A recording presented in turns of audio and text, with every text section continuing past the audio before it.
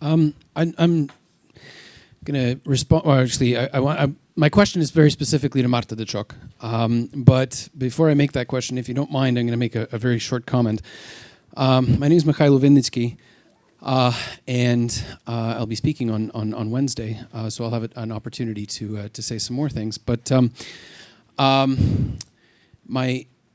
want to respond specifically to something that Marta said about the need for balance. That is something that's required in Western journalism, and unfortunately, what it very often leads to is misquoting. And quite frankly, if some of you have seen the article that appeared in the Globe and Mail last week written by Mark McKinnon, I can specifically say that I was misquoted there 3 times and quoted out of context. And quite frankly, it's really quite disappointing in seeing the same kind of journalism, quote unquote, used by Russians to be used by Canadian journalists, unfortunately, in the name of balance and in the name of creating something that creating a story that's going to be somehow useful or will sell. The result, unfortunately, is what we see today in one of the commentators, and I'm really quite disappointed in one of the comments that was made, and that is supposedly the resurgence of ethnic nationalisms. We're not talking about ethnic nationalisms. We're talking about a resurgence of ethnic nationalism on one side and a very civic nationalism on the other. And the Ukrainian case is something that is a very interesting case that Professor Hrynevych talked about, and that is the concept of a Russian-speaking Ukrainian patriot. And the movement during Maidan away from Ukrainian nationalism and the discrediting, I would say, of Ukrainian nationalism on the Maidan, and its replacement with a very, very inclusive civic nationalism.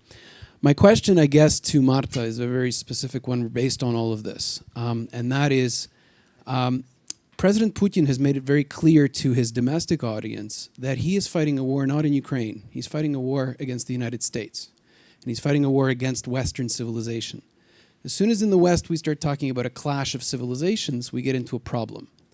So, how do we move away the discourse from this is a conflict in Ukraine to a understanding, and how do we get the message across to a Western reader that Russia is at war with you, meaning Russia is at war with Canada, Russia is at war with Europe, Russia is at war generally, without falling into the trap of balance and trying to, and getting quoted out of context and creating, I guess, and trying to get across something that is not really understandable to a Western audience that wants to live at peace.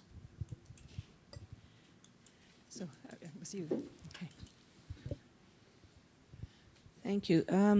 My question is about the mass media as well, and both in the comments of Siobhan and in the little present graphic, we had something called globalism. And that globalism, if you look at it, is very much Western, and it's very much English language centered. So I think that we really need to be self-critical of what we are considering globalization and globalism and cosmopolitanism. Now, notwithstanding that, there is a cosmopolitanism that is English-speaking and pretty dominant, and we are under its effect. But in Ukraine, there were a number of journalistic innovations that I found that somehow had both successes and failures, and perhaps you could comment on that. And that was number 24/7 coverage of the Maidan. You could go on to the internet and the computer news, and certainly, I certainly watched it, and I could compare what I was reading to what I could see 24/7. Secondly, I don't think we can underestimate the fabulous work of the journalists in Ukraine, including people like Vice News. So again, here we're talking about really just absolutely daring and brave journalism. And where did they succeed, and where did they still have challenges to permeate this global English language Western-centered cosmopolitanism? Okay, we have one here, and one here, and one here, and here. And so I'm going to have to ask people to try and be very to the point in your questions, please. The speakers to respond. Just very quickly, the first two people mentioned the notion of globalization, cosmopolitanism. I would say this affects a certain class of people in virtually every country around the world, and also equally in every country of the world there is tremendous resistance to globalization and its economic and political consequences. And this is both of the agendas of the right and the left. So the small L liberal cosmopolitan does not appeal, or that kind of cosmopolitanism does not appeal to great swaths of people around the world. It's not a phenomenon in Ukraine. I would say as well that there seems to be a conflation between ethnic Russians and Russian-speaking Ukrainians. Virtually everyone in Ukraine speaks Russian.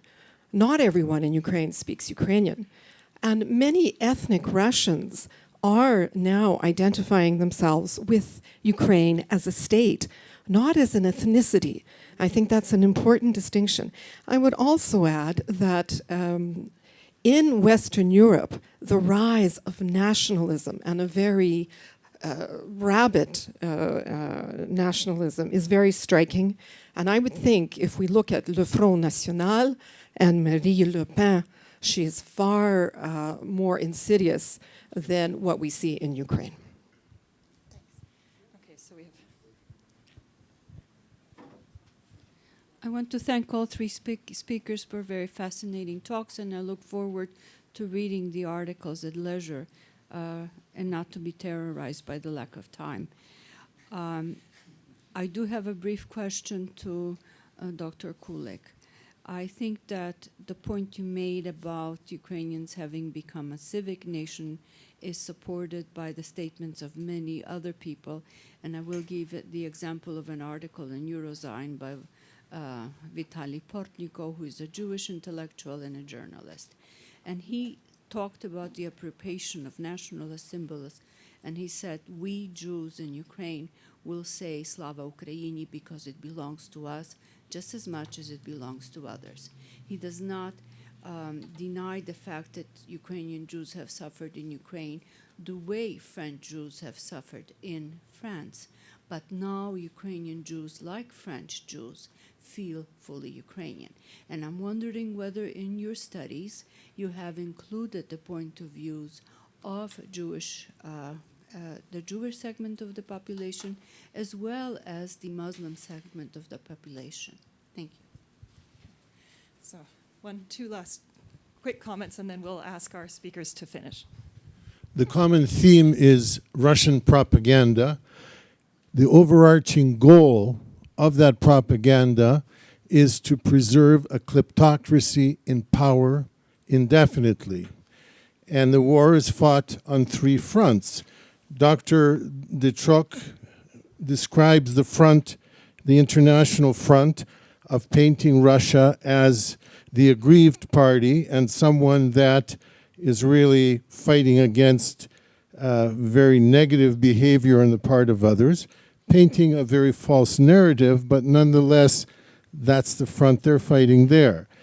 Dr. Kulyk describes the Ukrainian front, and from what I see is that you have a growth of a positive feeling among people in reaction to what's going on, and the question of where else in the world do you have Jews and Muslims on the same side, except only in Ukraine? So you have a positive development in Ukraine, which is a positive feeling among the people. And I don't think you described the people as having a hatred towards Russians or Russia, but more a positive feeling. And yet, within Ukraine, in Donbass, it is the negative war of turning people against Ukraine. And the third front is the Russian front, in which it's difficult to discern now whether the enemy is Banderistan or Obamastan, whether they hate now Americans more or Ukrainian nationalists. And That's the third front, and a very negative feeling created and animosity among Russians. So the question is how to counteract this on those three fronts, and is UT the way to go to follow the Russian example of what they've established, or are there other ways that this war can be fought? And our last question. Just briefly, my question to Dr. Kulyk. I have to admit that I feel a little bit uncomfortable with the definition of East-South region. From my point of view, I'm historian. There are several historical regions mechanically included into this overarching shell. Could you please comment this? And another question about original identity of Crimea and Donbass. Who are these people? Are they Russians or they are Crimeans, first and foremost? And one brief question to Dr. Hrynevych. Soviet historical symbolism of the Great Patriotic War is also used by the Ukrainian side of the conflict. How could you comment this? Thank you. Okay. So I think maybe we'll ask each of the speakers can respond. 3 to 5 minute response if you want to pick questions that you thought are particularly interesting. And I think we'll just go in the order that people spoke in. Or maybe we'll go backwards just to be fair. So we'll start with Dr. Hrynevych. Okay.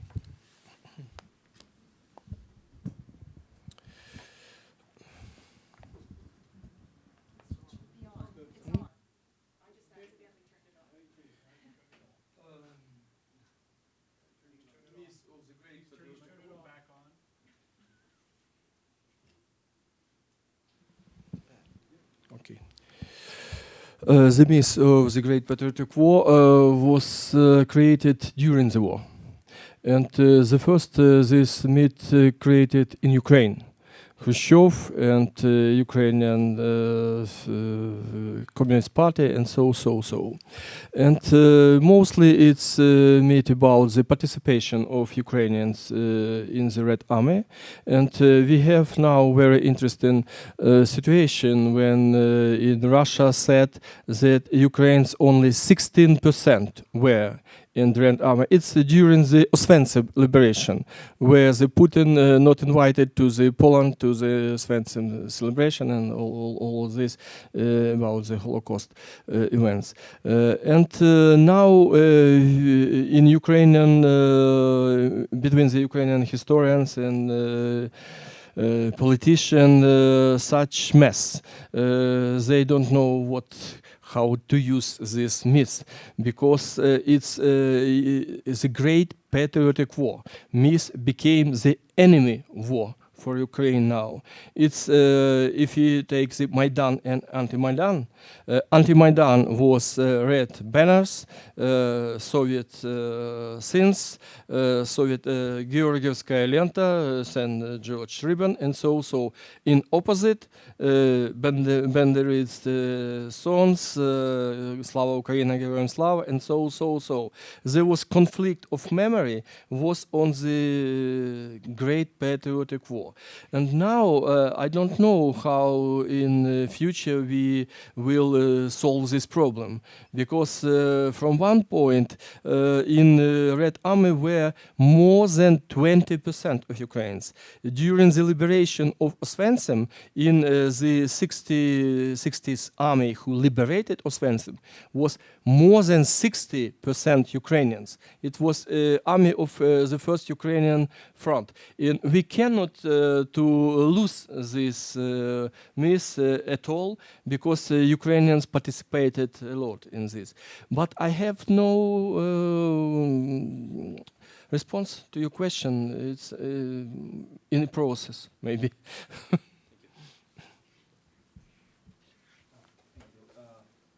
I'm not sure I can respond in 3 minutes, so I will pick some questions. Yeah. Okay, but first I will start with Mikhailo Venetsky comment, even though it's technically on the different sides of the topical border. I will first agree with Mikhailo firmly on the question about the responsibility of Western journalists. It's something that was missing to me in Marta's presentation.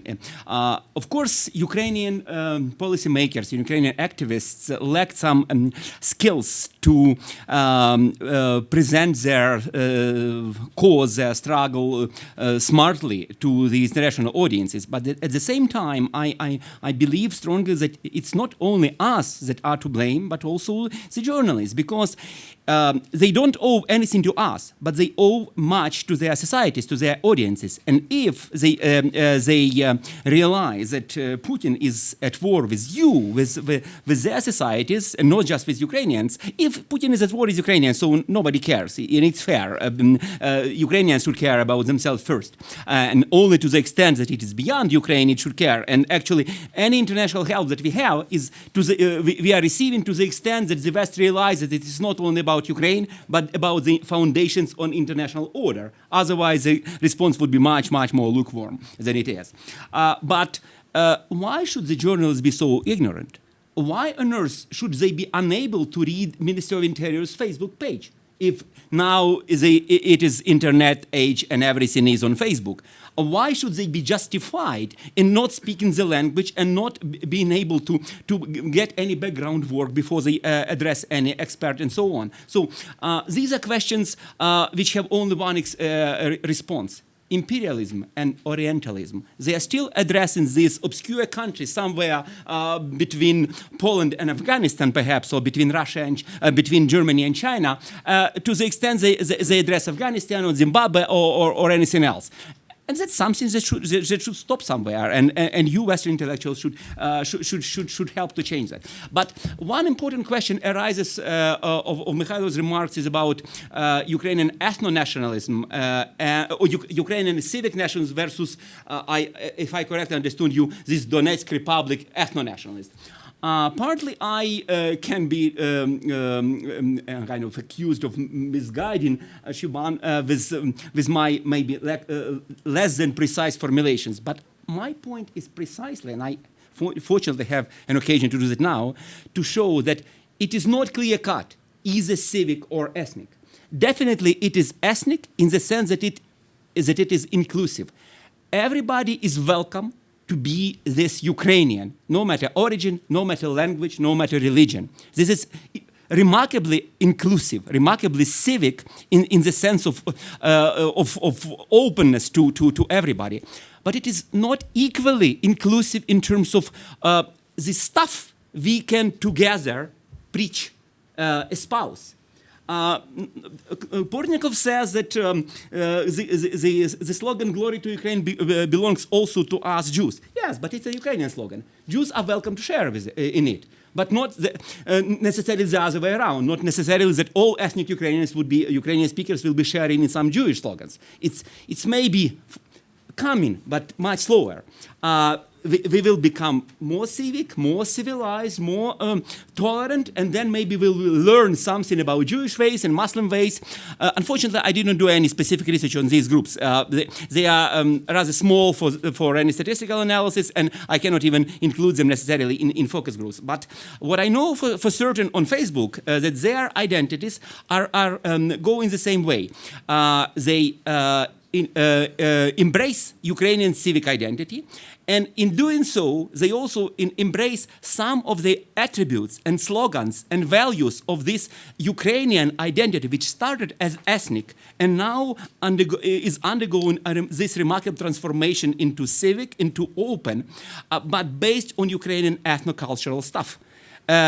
That's why it is not necessarily that it should be Bandera. Bandera is a matter of resistance. It's to the Soviet imperialist myth.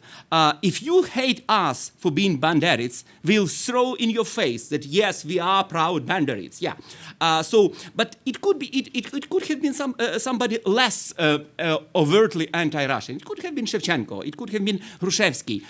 It doesn't matter to the Russian imperialist Smith. All are bad equally. All are bad, no matter how anti-Semitic or how inclusive or how militant or whatever. They are insisted on being distinct from Russians. That suffices. But that's precisely the trajectory of all these nationalists in new emergent nations. They are starting as exclusive, as ethnocultural, then they become more and more open, but this identity is still based on the core stuff of this core ethno-nation. But the dividing line between the core and these peripheries, is more and more blurred. And after a while, it doesn't matter at all. What is particularly remarkable about Ukraine is that in this transformation, in this incorporation of minorities, in this openness to everybody, the Ukrainian language, the one language, does not become prevalent.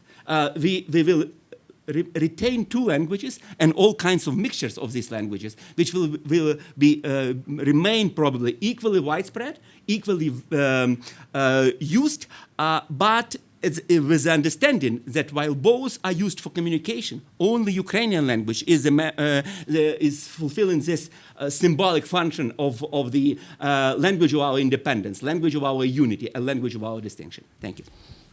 Okay, and Marta. I will try to be brief.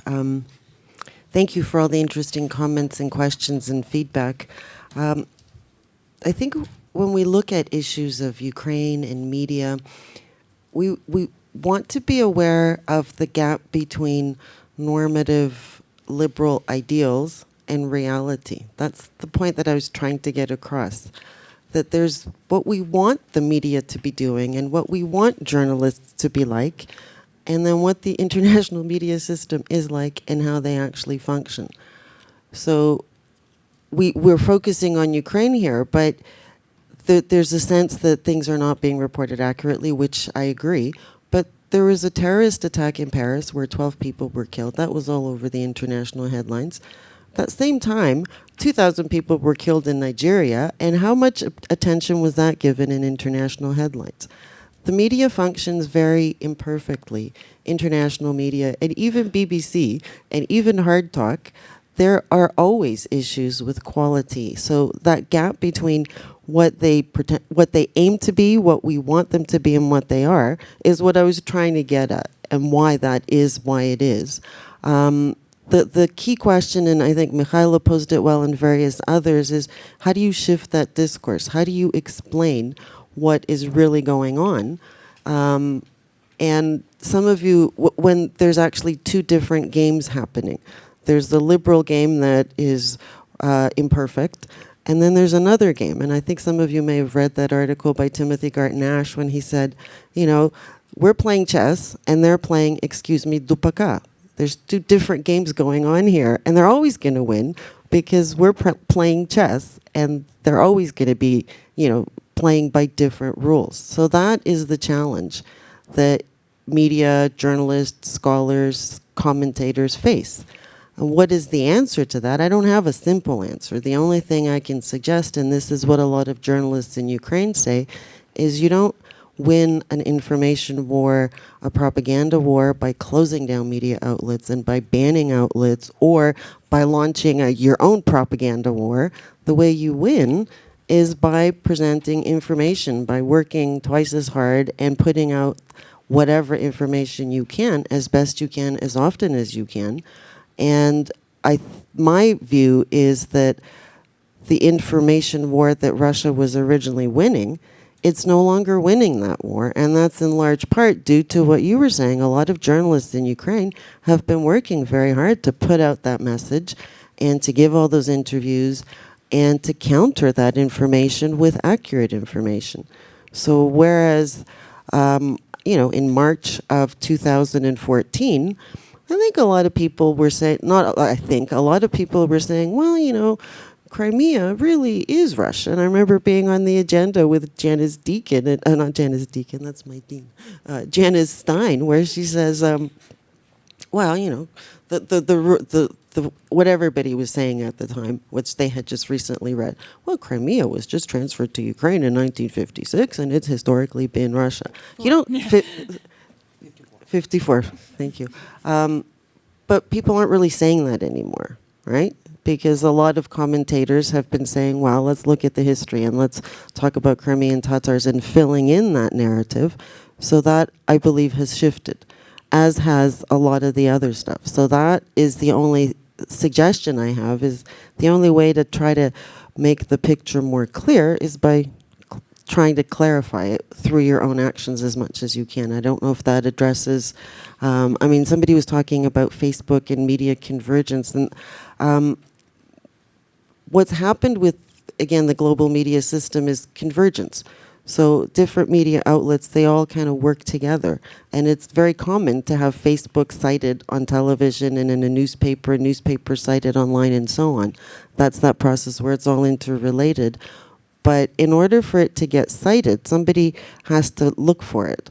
So a Canadian journalist who's just parachuted into Ukraine to cover a story isn't going to know who the Minister of Interior is, much less go on his Facebook page, which is in Russian.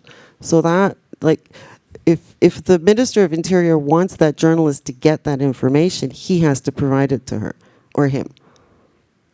So that's how that would work. And then she'll say on the Facebook page, like, he needs to reach out to her and give it to her. And then it'll work. Anyway, thank you very much. Thank you. So I'd like to thank our speakers and also our commentators who also provide a very food for thought, and to the audience for your thoughtful comments. And please feel free to stay and chat a little bit if you have further questions for our speakers. Thank you. Bye-bye.